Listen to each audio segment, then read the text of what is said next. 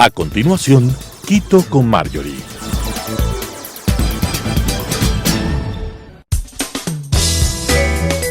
Clasificación A. Apto para todo público.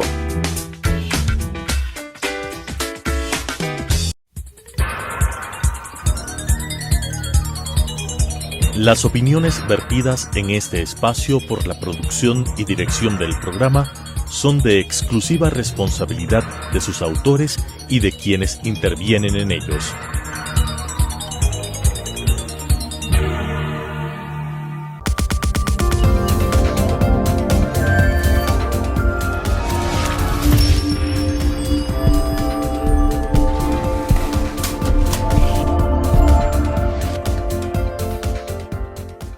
En el Ecuador la actividad minera es de larga data. Representa alrededor del 4% del Producto Interno Bruto y la actividad económica de aproximadamente 35,000 familias ecuatorianas. La contribución de la minería se ha concentrado en lo local, principalmente en los sectores cercanos a la producción artesanal, pero actualmente el potencial minero del Ecuador ha despertado interés de empresas canadienses, chilenas, chinas, entre otras, y buscan realizar explotación de oro, cobre y otros minerales asociados a estas y a gran escala, utilizando tecnología que permita producción tecnificada. Y según varios estudios, las reservas de oro en nuestro país ascienden a 23.8 millones de onzas de oro, 168.3 millones de onzas de plata y 47 millones de libras de cobre como recursos reserva. Y esto representaría una inversión de alrededor 11.500 millones de dólares en solo 4 proyectos, por ejemplo, por un lapso de 17 años. Y tenemos otro lado, ¿verdad?, que es la producción artesanal, que tiene una baja tecnificación y que en algunas ocasiones la minería ilegal se ha aprovechado de ella para realizar actividades de explotación al margen de la ley. Varios debates han surgido en torno a la minería: catástrofes, mecanismos de lavado de activos, regularización que no se ha concluido. Y para hablar de estos temas, así como de las implicaciones que tiene la consulta popular enviada por el presidente Daniel Noboa, nos acompaña el día de hoy una experta en el tema, Elisa Morán Maldonado, abogada con una amplia experiencia en energía, ambiente, minería, relaciones comunitarias y sostenibilidad. Muchas gracias, Elisa, por acompañarme. Muchísimas gracias por la invitación. Siempre es bueno tener informada a la comunidad sobre los temas de minería, ¿no? Y cómo está avanzando este sector y cuál es la problemática del sector. Así es, bueno, problemáticas muchas. Muchas. ¿Por cuál comenzamos a conversar? Bueno, podemos conversar justamente el impacto de las preguntas, ¿no? O sea, ¿qué tan viables son y ese impacto? Y bueno, aquí tenemos dos grupos de preguntas. Tenemos 2 preguntas, ¿verdad? Tenemos la pregunta 3 de las que fueron presentadas el 8 de enero y la pregunta 4 del 2 de enero, digamos. De la primera tanda de preguntas sería la pregunta 4, que nos habla sobre los delitos de actividades. O sea, dentro de toda esta definimos diferentes delitos, pero incluye a las actividades ilícitas en recursos mineros dentro de esta pregunta. Así es. Bueno, Marjorie, esta pregunta tiene por objetivo el incremento de penas, ¿no? Pero lastimosamente, a mi criterio, esa pregunta no va a cumplir el fin, porque claro, se supone que el fin es que al incremento de penas, pues entonces se genera de alguna manera una baja en el tema del crecimiento de la minería ilegal. Pero no es así. ¿Por qué? Porque actualmente, con todo el incremento que hemos tenido de minería ilegal, lastimosamente los procesos de investigación fiscal que han sido iniciados, ninguno concluye en juicio o esos juicios no concluyen en sentencia. Entonces, ¿qué sentido tiene el incremento de una pena respecto de una sentencia cuando todos los procesos se caen? ¿Qué es lo que está pasando entonces? Aquí aquí lo que se tiene que generar es un mayor fortalecimiento de la administración de justicia. Y este es uno de los puntos claves, inclusive para la seguridad jurídica, Marjorie, porque recordemos que la minería ilegal se da en áreas libres y en áreas concesionadas.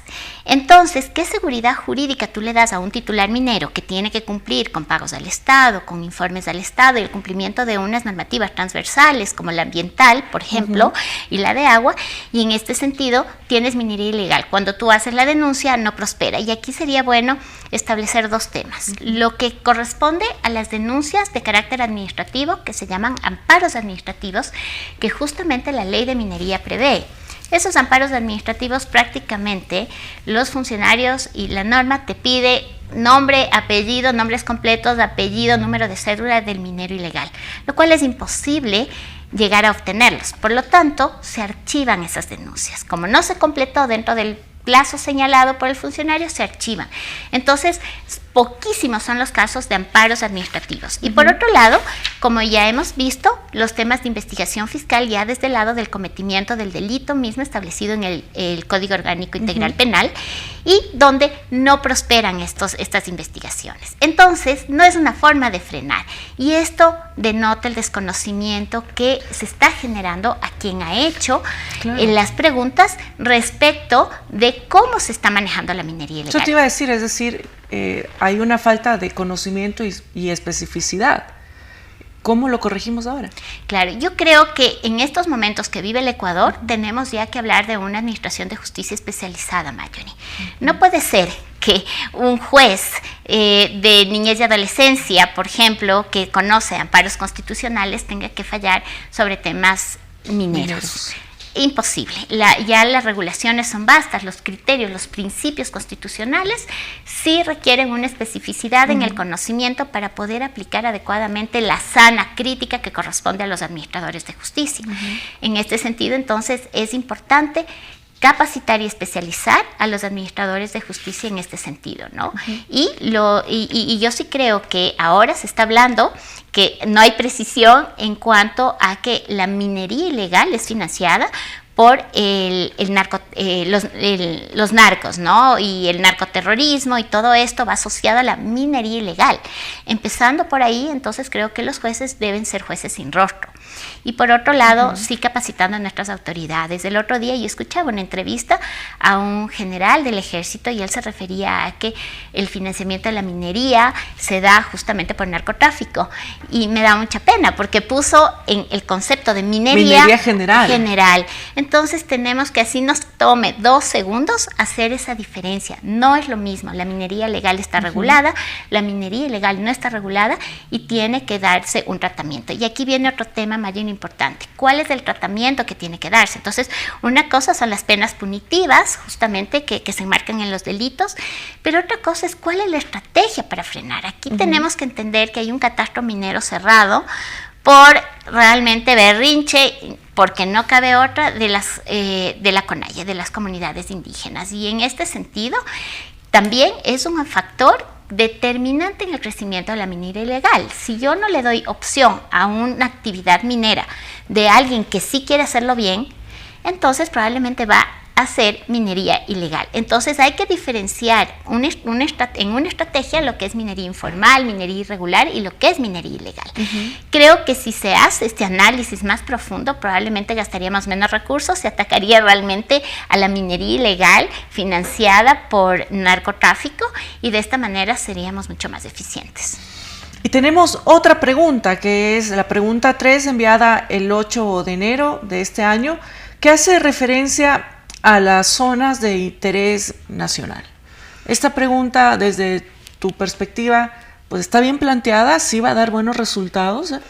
Yo creo que esta pregunta es un arma de doble filo, Marjorie, porque si bien es cierto, también el objetivo de la pregunta es que de alguna manera se puedan revocar aquellas concesiones que están siendo utilizadas para especulación, por ejemplo, ¿no? Y en este sentido, el tema de la declaratoria de interés nacional es tan sensible, digamos, esa facultad, que eventualmente se puede convertir en un tema de impacto negativo para la inversión, porque si viene un inversionista, y recordemos que la minería es una inversión de alto riesgo, y ha generado un proceso y una inversión alta en lo que corresponde a exploración, y cuando llega el proceso de explotación, resulta que una autoridad que probablemente puede ser antiminera, y ya hemos visto que unas tienen un corazón más minero, otros antiminero, pues entonces puede utilizar esta facultad tan sensible, tan especialísima para poder revocar una concesión minera. Y entonces, ¿qué va a pasar con esa inversión? Ecuador entonces entraría en el marco de lo que corresponde a los arbitrajes internacionales, que finalmente son el impacto a la inversión, y terminamos pagando millones de dólares justamente por esas decisiones. Y por otro lado, aquí hay que recordar y no solo pensar en la gran minería y en ese efecto de la inversión, sino que tenemos inversión nacional, Marjorie. Y la inversión nacional implica que muchas veces, y ese ha sido el modus operandi, se plantean últimamente acciones de protección para recuperar derechos. Entonces, si queremos generar un efecto de alguna manera implementando esta consulta, pues en algún momento vendrá un juez constitucional y dirá que se ha vulnerado el derecho, y nuevamente revertirá el derecho a favor del titular minero. Entonces, me parece que es un desperdicio de preguntas. Creo que va por otro lado el fortalecimiento del sector minero, y ojalá las autoridades puedan sentarse a hacer un mayor análisis con el señor presidente y su equipo de gobierno de decisión para poder abarcar realmente qué necesita y dónde hay los puntos claves que fortalecer a esta minería legal responsable, que además nos brinda la posibilidad de tener recursos económicos para el desarrollo de nuestro país. También tenemos la consulta popular que ya pasó sobre el Chocó andino. ¿Qué opinión te merece? Bueno, este realmente fue una fuerza, Marjorie, que si bien es cierto es una consulta, pero fue una fuerza de campañas millonarias, y donde aquí vemos el efecto que se genera respecto del post-consulta, ¿no? Una cosa es las grandes campañas que se generaron para el no. ¿Y qué pasa después? ¿Qué pasa con esos territorios? La minería legal trabaja desde un criterio de sostenibilidad, de criterios de gobernanza ambiental y social, y por lo tanto, estas áreas de influencia se integran a las actividades mineras. Sin embargo, el momento en que ya no se permite, corremos el grave riesgo, uno, y el más probable, de minería ilegal. Y ustedes saben, contra eso el Estado es muchas veces insuficiente. Y segundo, el riesgo de que qué opción le das de desarrollo a esas comunidades. El Estado sabemos que es ausente en territorio, por lo tanto, si la inversión privada lo quiere hacer, yo creo que debería repensarse un poco estos planteamientos. Claro que esto vienen de grupos, pero entonces, ¿cuáles son los intereses que van detrás de esto? ¿O cuáles son las exigencias que se tiene que generar para que después ellos trabajen en el post-consulta hacia un efecto de desarrollo? Hablan del turismo, de la agroindustria. ¿Qué está pasando? ¿Cuáles son los proyectos entonces? ¿Cuáles son las iniciativas? Si hablamos de desarrollo, debemos hablar de las asignaciones a los gobiernos autónomos descentralizados, una reforma que es necesaria a estos gobiernos autónomos para la asignación de los recursos producto de la minería. Hemos visto que ha crecido la exportación minera, pero no hay correlación entre los ingresos que reciben los GATS. ¿A qué se debe? Bueno, este es un problema que se viene discutiendo, y creo que es importante ya abordarlo justamente, y qué bueno que lo topas, Marjorie, a partir de estas reformas de la Ley de Eficiencia Económica y Generación de Empleo. Esto ha sido un entrampamiento justamente en el proceso de, uno, transparencia, y dos, redistribución de los beneficios de la minería en el territorio. Y claro, el entrampamiento estaba en que los titulares pagan lo que regalías y utilidades de los trabajadores, pues pagan al Estado. Y el Estado le corresponde entonces, a través de varios mecanismos, de esa redistribución. En este sentido, la reforma lo que hace es que el Ministerio de Finanzas tiene que hacer el desembolso inmediatamente, sin que medie requisito alguno. ¿Por qué? Porque antes sí tenía que mediar la presentación de proyectos, la calificación de proyectos, y muchas veces no se llegaban a concluir, o la falta de capacidad técnica de los GATS impedía que ellos puedan acceder a esta distribución. Sin embargo, se queda corta esa reforma.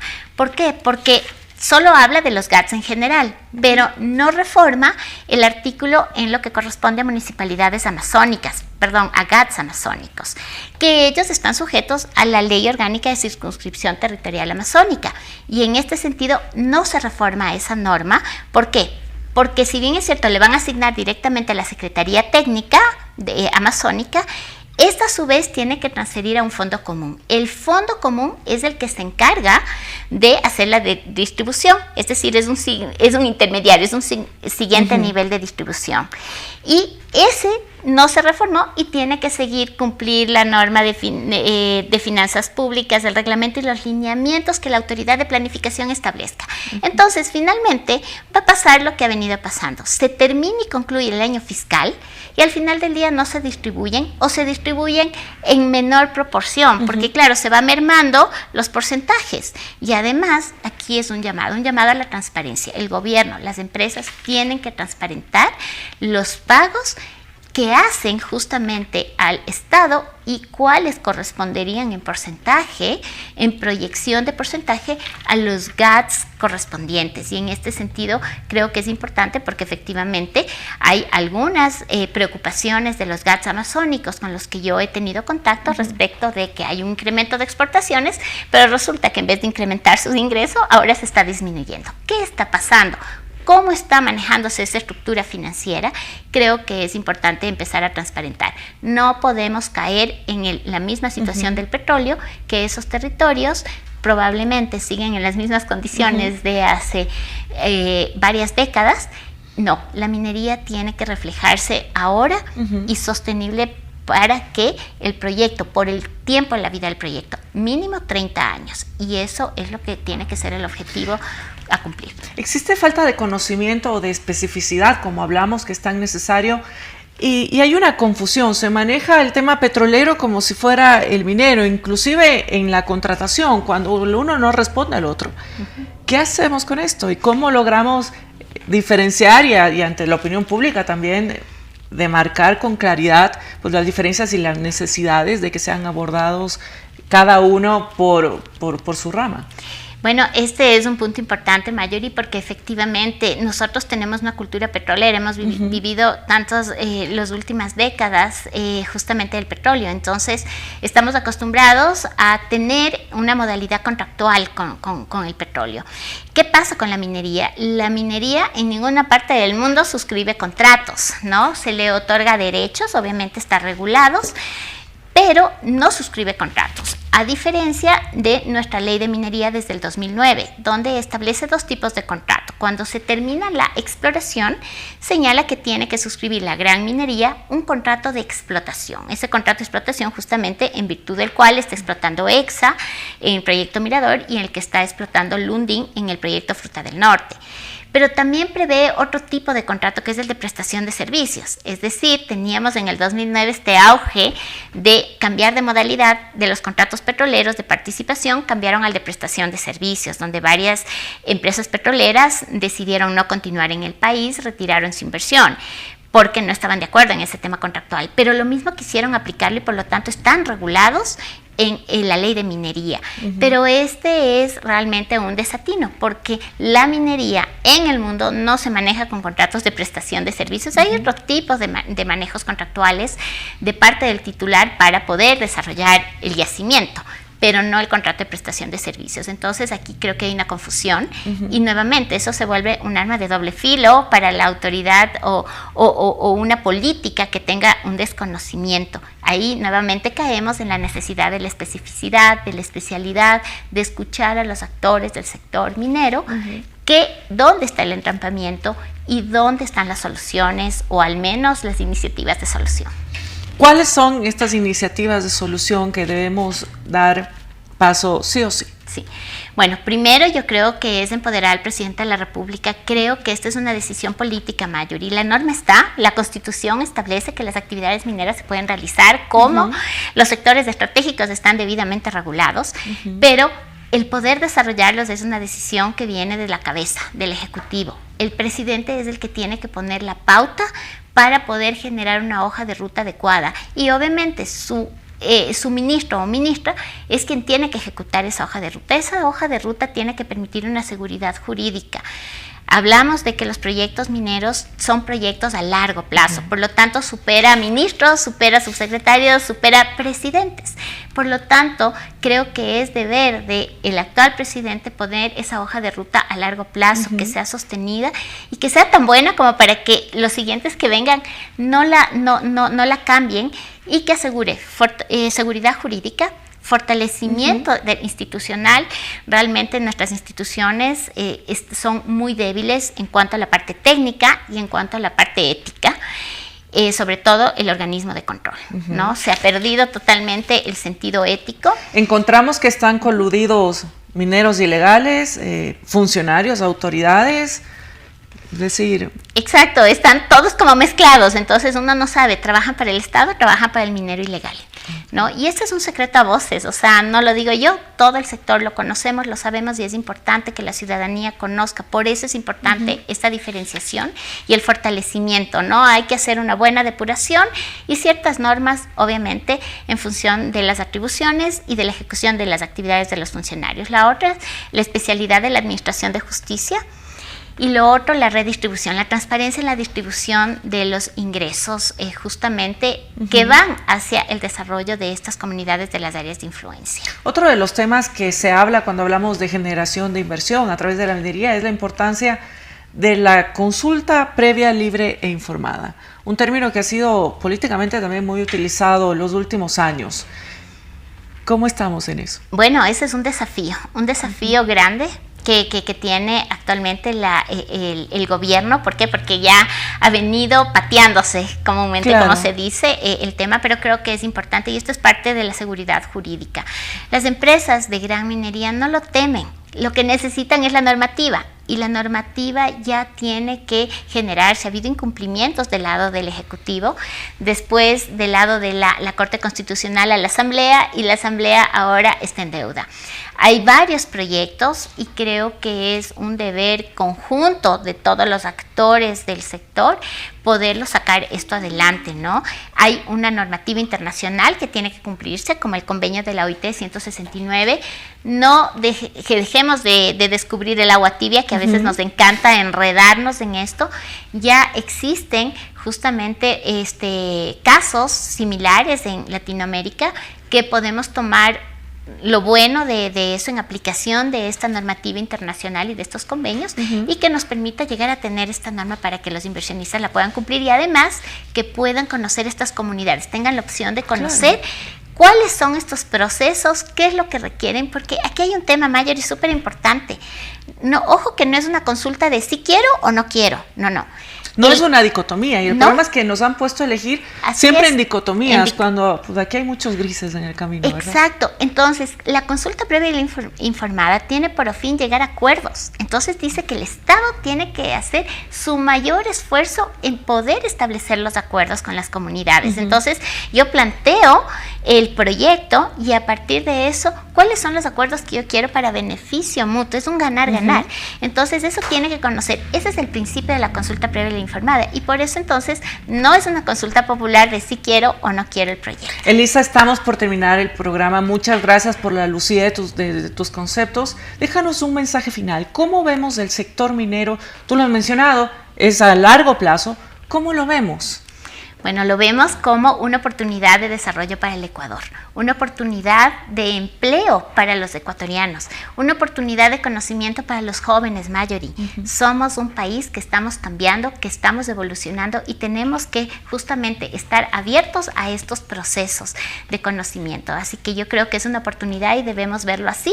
Y aquellos que estamos en el sector, como el desafío de poder comunicar de la mejor manera para que esta minería responsable y legal sea la que se quede en el Ecuador y nos brinde los recursos que requerimos.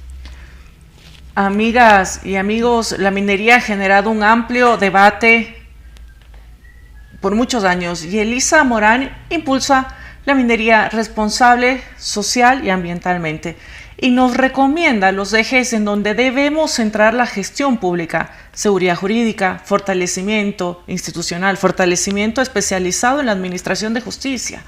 un análisis profundo de la minería ilegal o minería informal, así como también su tratamiento estratégico, diferenciado, pero eficiente, para su erradicación. Y también el último eje que nos menciona es la distribución de los beneficios económicos en territorio. Cosas que parecerían lógicas, pero que aún son un trabajo pendiente. Muchas gracias por acompañarnos. Soy Marjorie Chávez. Hasta la próxima semana.